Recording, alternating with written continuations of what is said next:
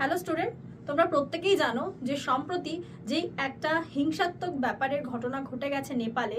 যেহেতু নেপাল সরকার 26টির ওপরে app ban করে দিয়েছিল, তো যথারীতি সেখানকার প্রধানমন্ত্রী পদত্যাগ করতে বাধ্য হয়েছিলেন এবং পুনরায় কিন্তু আবার সেই রাষ্ট্রের একজন প্রধানমন্ত্রী নিয়োগ হলেন। তিনি হচ্ছেন chief justice of Nepal Sushila কার্কে।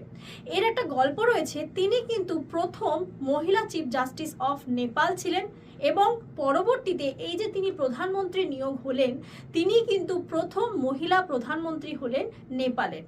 এবং তাকে কিন্তু শপথ গ্রহণ করিয়েছেন সেই রাষ্ট্রেরই যিনি প্রেসিডেন্ট অর্থাৎ মিস্টার রামচন্দ্র। তিনি অলরেডি রিজাইন দিয়ে দিয়েছিলেন, তাও কিন্তু তিনি সেই সুশীলা কার্কেজিকে তিনি শপথ গ্রহণ করিয়েছিলেন।